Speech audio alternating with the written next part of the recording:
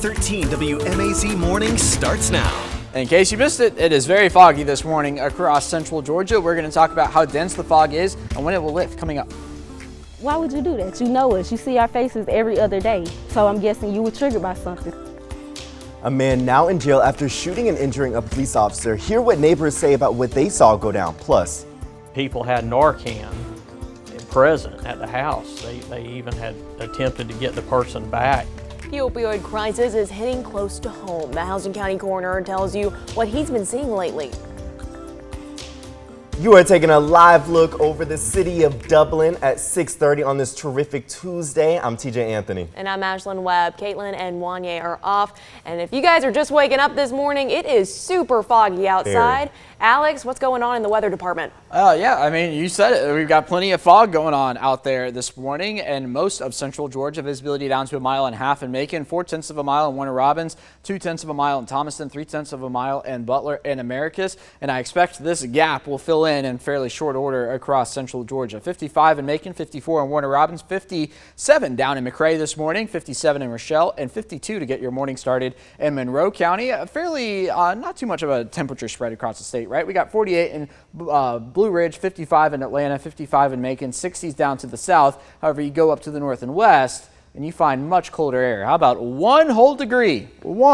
In Denver this morning. Now, our radar picture is quiet, maybe a sprinkler or two out there occasionally this morning, but up towards the north, winter storm currently ongoing. Ice this morning from Arkansas back through Tennessee, Kentucky, and luckily we are not dealing with any of that. How about 70 instead? Mostly cloudy skies, but sunrise at 7:30 with this fog hanging around this morning. Coming up in a few minutes, we will talk more about this rain we've got coming for later in the week. Go day by day, hour by hour, and future view that comes your way here in just a few moments. Thanks, Alex. This morning, a man is accused of shooting and hurting an East Dublin police officer. The GBI says 35-year-old David Fountain fired shots at the officer at Ponderosa Trailer Park on Corbett Street. We spoke to neighbors and Ariana Hall, who says Fountain told her he had PTSD from serving. Why would you do that? You know us. You see our faces every other day. So I'm guessing you were triggered by something, seen something, flashbacks, and you didn't know us at that time. The GBI says East Dublin police responded to a call about shots fired in the Ponderosa Trailer Park around 2:30 yesterday afternoon. Michael McClendon lives in the neighborhood. He says Fountain seemed off. The GBI confirms McClendon's account, saying Fountain shot at homes around the neighborhood before the officer arrived. The way he was shooting was like he had no aim, so if it would have been kids out here, he could have hit a child. When the officer stepped out of their car, the GBI says Fountain immediately fired shots. The officer returned fire and hit Fountain. Both got treated at the hospital. The officer was released and is expected to be okay. Fountain is charged with aggravated assault. Let's take a closer look at officer-involved shootings. The GBI says this is the 10th shooting that they've been asked to investigate this year so far. This time last year, they had investigated 8. Agents ended up working 111 shooting involving officers in 2022. That number was 100 in 2021 and 96 in 2020.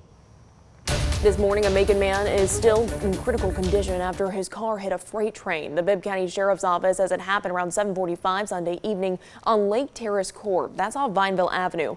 Markeithus Flowers was driving his Nissan Rogue across the tracks. After the collision, he had to be cut out of the car. The Sheriff's Office says the train was traveling around 40 miles per hour and no one else was in Flowers' car.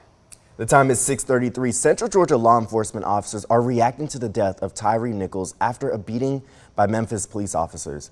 In Baldwin County, Sheriff Bill Massey penned an open letter after watching video of the officers beating Nichols. He wrote, "The actions of the Memphis Five greatly hurt the reputation of our own profession nationwide. My true feelings are anger and sadness." We talked to Sheriff Massey Monday, and he doubled down on that. It was almost like they didn't stop him or detain him to arrest him, but it was almost like they stopped him to punish him and to beat him. That was the pure bottom line thought that I had when I watched this. Massey says his officers reviewed the footage and discussed what happened. In news across the state, parents of sons killed by police are now taking their fight to the Georgia State Capitol. And we need swift action, just like they took swift action in Memphis on these 5 black cops. We need swift action around the globe on all cops. 3 years ago, a trooper killed Ingrid Smyrna's son, Andrew A.J. Smyrna Jr. They said he was driving a stolen car. County officials ultimately decided not to charge the trooper because Smyrna was driving the car toward him when the trooper opened fire on him. His mother waited months to see police video of the shooting. Georgia families standing up against what they call police violence. About a dozen parents whose sons were killed by police here in Georgia held this peaceful protest inside the state capitol just days after Memphis police released video of the brutal beating of Tyre Nichols. Something my fellow dog fans can smile about this morning. It's been nearly a month since Georgia won another national championship, but Senators John Ossoff and Reverend Raphael Warnock are still celebrating the win on the U.S. Senate floor. The state's U.S. Senators introduced a resolution this week to celebrate the University of Georgia's 4th national title and their first back-to-back win. UGA has won a total of 4 national championships in 1942, 1980, 2021, and 2022. Their recent title make them the first college football team in the playoff era to earn 2 titles back-to-back. Ossoff and Warnock say it's something for the history books, so this resolution will officially write the team's win into record and by default Senate history. How cool is that? Ossoff also introduced a similar resolution last January, the last time Georgia won the national title. The time is 6:36. A bill that may standardize food delivery services now sits before the Georgia Senate. If Senate Bill 34 passes, it would help restaurants and food delivery services they work with. The bill requires food delivery services to sign a contract with the restaurant. A delivery service would need to ask before using a restaurant's name or logo. Then the delivery services would also need to provide clean food areas in their vehicles, and people would not be allowed to smoke, vape, or have animals except for service animals. Right now, DoorDash says their drivers must agree to delivery guidelines. The opioid crisis is now hitting close to home heavy. Overdoses are already adding up this month in Bibb and Houston counties, many of them deadly. Yeah, Bibb Coroner Leon Jones says his office worked 6 overdose deaths so far this year. Meanwhile, Houston County suspects 8 deaths are overdose related this January. Houston County Coroner James Williams says there's been a steady uptick in overdoses for years, but in 2022 there was a sharp increase. Last year the county saw 34 overdose deaths. That's 64% more than 2021. He fears with 8 suspected deaths in just 30 days, they could be on pace for another record-breaking year. Williams says the biggest culprit is likely fentanyl, an opioid drug that's lethal in even tiny doses. Worked a lot of cases where the people had Narcan present at the house. They even had attempted to get the person back by giving them Narcan. Narcan is the name brand of the drug naloxone. It can reverse the effects of opioid overdoses if administered in time. According to the CDC, you don't have to be a medical professional to give it to someone in need. If someone you love is struggling with addiction, the CDC does recommend simply asking them if you can help. If you're looking for recovery options, you can find a list at the State Behavioral Health Department website. Coroner Williams says in many cases of overdose deaths, people nearby tried to administer Narcan to overdose victims, but it was too late. The CDC says you can get the life-saving drug at your pharmacy with no prescription. It's easy to use and small enough to carry. Georgia has a Good Samaritan law that protects you from liability if you try to administer aid and aren't successful. If you find yourself needing to use it, here are some tips to remember. You should always first dial 911, then tip the patient's head back and place the tip of the nasal spray. Your fingers should touch their nose. Firmly press the device's plunger with your thumb. Wait 2 to 3 minutes for a response. Give additional doses if there's no response until help arrives. The time is 6:38. If you're driving around Macon during the past few days, you've probably seen filming for a Disney Plus series in downtown. It all kicked off in the rain yesterday. The show must go on right, and so the lives of people who also live in Macon. So we spoke with Shelly Williams, who is a part of the Disney Plus production crew. She says the rain was not ideal, but they are making it work. 20th Century Studio crew members did a lot of prep work to set scenes around Macon.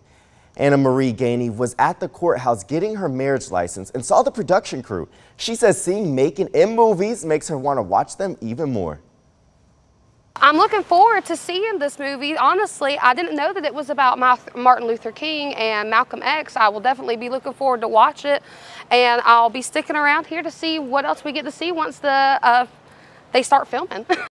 Definitely, you and me both. Now, the crews will be here for the next couple of days, and you can expect road closures on 2nd, Poplar, and the west side of northbound Mulberry Street. Some roads will be blocked off through tomorrow. Detour routes are set up downtown so you can make your way around the production. Helping start a tough conversation with child victims of sexual abuse. How one Central Georgian is trying to raise awareness with her book. Next. Plus, you now know Macon loves art, right? Well, coming up, find out where you can find artwork and get inspired by some Central Georgia's educators. The time is 6:40. Alex, this weather, not very inspiring, right? With this fog, but we're going to make it a great Tuesday. That's right. We will get the sun eventually. Awesome. Not necessarily today, but eventually Yes. it will come back. When can it come? Well, so definitely by the weekend, but a few spots will see sun between now and then. But I think by the weekend, everybody will at least see the sun, and it will be a widespread sunny day, but that's not going to be today. So let's take a look over Dublin. We've got fog this morning, no secret about it. A temperature of 55, a dew point of 54, and here's this fog map right now. So at Middle Georgia Regional, the fog has subsided for at least a moment, visibility back up to 8 miles, but if we look live in Macon, you're not going to be able to see 8 miles, that's for sure. 4/10 of a mile in Warner Robins, 2/10 of a mile, or 2 miles in Unadilla, 5/10 of a mile in Butler, and 2/10 of a mile. That's the current visibility in Thomaston. A dense fog advisory is in effect until noon for the entire area with temperatures in the 50s.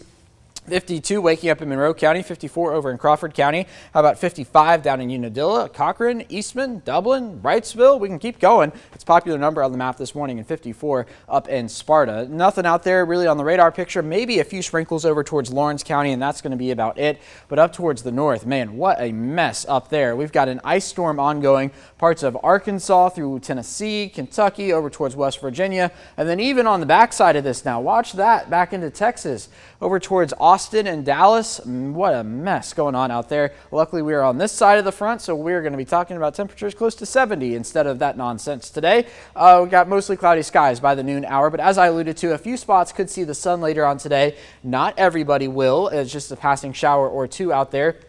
And then into the overnight hours, maybe some clearing in a few spots with those passing showers continuing. And then into tomorrow, this is when I think a lot of people could see the sun. But still, especially areas to the north, it is possible that you don't see it. And it's an overcast day through the entire day on Wednesday, setting the stage for a wet Thursday. So beginning at 7 a.m., showers up to the north. And then through the day on Thursday, those will try to pull down to the south. By the time we get to Thursday evening, we will be looking at widespread rainfall, potentially heavy at times across central Georgia. That's a front coming through. The front will clear out by the time we get to Friday afternoon and evening, clearing out by then. Maybe cloudy for Saturday. Then for Sunday, the GFS is trying to throw some rain up here. I really am not buying into that, especially because the Euro is not even showing it at this point. But all of this on top of a very wet January. Today being the last day officially in the bucket, 8.74 inches of rain. That puts us up over 4.5 inches for where we should be in any given January. So no secret about it. Very wet. 70 today, mostly cloudy. The fog hanging around this morning. Sunrise at 7:30. Then for tonight, 53. Sunset is at 6:06.